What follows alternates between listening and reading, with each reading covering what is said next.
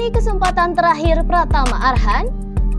Pratama Arhan tetap mendapat panggilan dari Timnas Indonesia meski jarang bermain di klubnya Tokyo Verdy. Pemusatan latihan di Turki pun menjadi kesempatan baginya untuk membuktikan diri bahwa ia layak mengenakan seragam merah putih. Namanya masuk dalam daftar 29 pemain yang dipanggil oleh Sinteyong untuk pemusatan latihan Timnas Indonesia di Turki. Adapun pemusatan latihan alias training center Timnas Indonesia di Turki merupakan bagian dari persiapan menuju Piala Asia 2023. Skuad Garuda pun dijadwalkan melakoni training center di Turki dari 20 Desember sampai dengan 6 Januari 2024. Pratama Arhan masih kesulitan menembus tim utama Tokyo Verdy pada musim keduanya merumput di kompetisi Divisi 2 Liga Jepang atau J2 League. Sepanjang musim ini saja, Arhan tercatat hanya bermain 3 kali, yakni sekali di J2 League dan 2 kali pada ajang Emperor's Cup. Satu pertandingan Liga musim 2023 yang pernah dimainkannya adalah ketika Tokyo Verdy kalah 0-1 dari Shimizu S-Pulse pada pekan ke-29 pada awal Agustus yang lalu. Kala itu, ia masuk pada menit ke-80 menggantikan Hidema Sakoda yang mengalami cedera. Itu pun adalah satu-satunya penampilannya di J2 League pada musim ini. Sementara itu, pada ajang Emperor's Cup, ia tampil penuh saat melawan Tespa Kusatsu Gunma pada babak kedua, lalu bermain 110 menit ketika menghadapi FC Tokyo. Dan Sinteyong sendiri berdalih bahwa pemanggilan Arhan bertujuan agar performa sang pemain tidak semakin menurun. Lalu, apakah kali ini adalah kesempatan terakhirnya untuk membuktikan diri di skuad Garuda?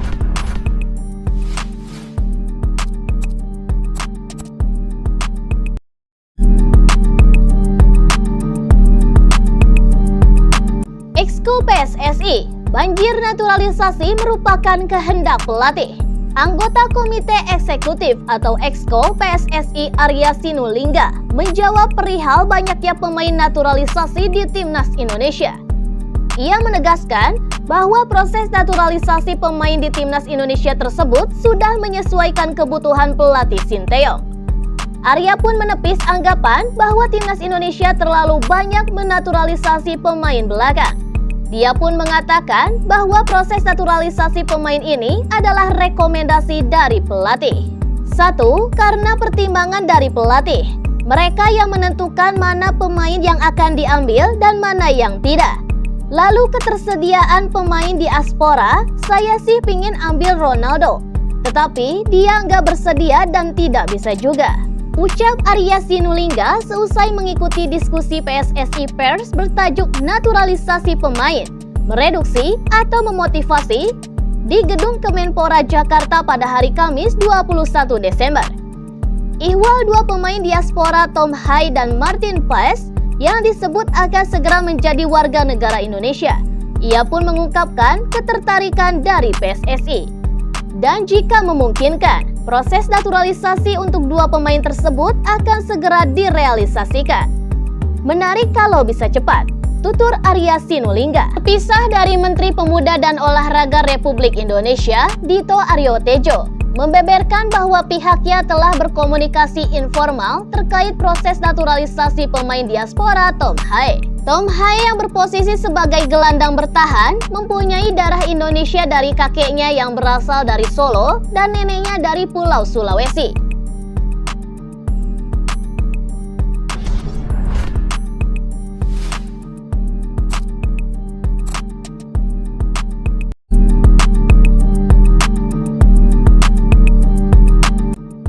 Beda nasib Pratama Arhan dan Stefano Lillipali. Nasib Pratama Arhan dan Stefano Lillipali di Timnas Indonesia berbeda 180 derajat. Padahal keduanya mempunyai performa yang berbanding terbaik di level klubnya.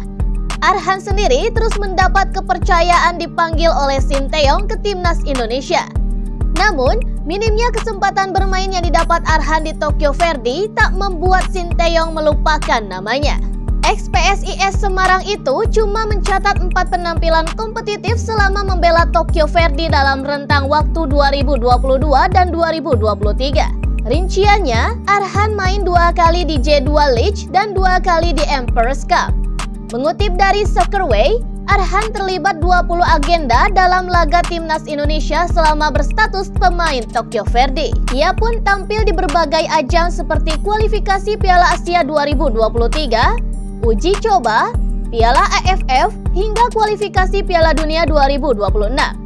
Dan yang terkini, ia kembali masuk ke skuad timnas Indonesia untuk pemusatan latihan atau training camp di Turki untuk persiapan Piala Asia 2023. Dan namanya diyakini akan masuk ke skuad final berkekuatan 26 pemain untuk dibawa ke Qatar. Arhan pemain bagus. Kalau dia dapat menit bermain di klubnya, maka performanya bisa lebih baik lagi daripada sekarang. Tapi, ya karena itulah, performanya semakin turun. Tapi jika timnas tidak memilihnya, performanya akan benar-benar mati, ucap Sinteyong.